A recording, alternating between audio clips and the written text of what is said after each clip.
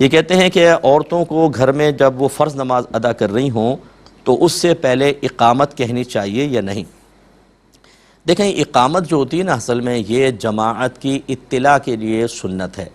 کہ لوگ جب جمع ہو جاتے ہیں تو اقامت پڑھی جاتی ہے، تو جو پیچھے بیٹھے ہوتے ہیں وہ سمجھ جاتے ہیں کہ اب جماعت کھڑی ہو رہی ہے، اور یہ سنت موقدہ ہے، بلکہ یہ اذان سے زیادہ اس کی سنت میں تاکید آئی ہے، اس کی تاکید زیادہ ہے، لیکن یہ جماعت کے لیے ہے، مردوں کے لیے ہے، بہنوں کے لیے نہیں۔ ہاں، اگر کوئی بہن اکیلی بھی نماز پڑھ رہی ہے گھر میں اور وہ کہتی ہیں چلو میں اقامت کہہ دیتی ہوں، تو بہرحال منع بھی نہیں ہے، بلند آواز سے نہ کہیں، اتنا کہ اپنے کان سنیں، تو ان کو یہ تمام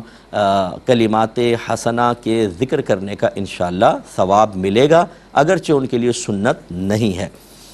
یہ کہتے ہیں کہ اگر کسی کے گھٹنے میں شدید درد ہے جس کی بنا پر وہ سجدہ نہیں کر سکتا ہے،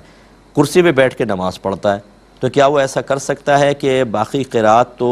وغیرہ بیٹھ کے کر لے، جب رکوع کرنے لگے کھڑا ہو کے تھوڑا جھکے اور سجدے میں تھوڑا سا زیادہ جھک جائے؟ کیا یہ صحیح طریقہ ہے؟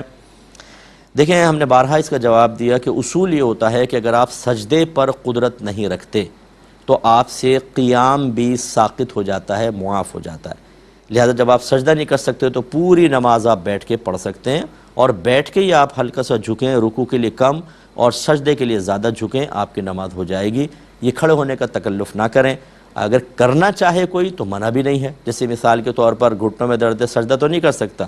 تو وہ تکبیر کھڑے ہو کے لگاتا ہے اور قرات پوری کھڑے ہو کے کر لیتا ہے، پھر بیٹھ کے رکوع اور سجود کرتا ہے، یعنی کرسی پہ بیٹھ کے اشارے سے چل جائے گا۔ لیکن اگر وہ کھڑا نہ ہو، بالکل بیٹھ کے ہی پوری نماز پڑھے تو اس کے لیے صحیح ہے، کیونکہ جب تک سجدے پہ قادر نہیں ہے قیام بھی ساقط ہے۔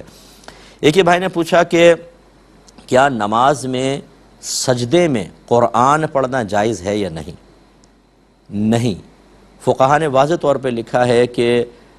قیام کے علاوہ کسی بھی رکن میں قرآن کو قرآن کی نیت سے پڑھنا یہ جائز نہیں ہوتا، اور سجدہ سہو اس سے لازم ہو جائے گا، تو لہذا نہیں پڑھ سکتے ہیں۔ ہاں، جیسے وہ قاعدہ اخیرہ میں دعائیں پڑھتے ہیں، وہ قرآنی دعائیں ہوتی ہیں، لیکن وہ قرآن کی نیت سے نہیں پڑھ رہے ہوتے، دعا کی نیت سے، وہ جائز ہیں۔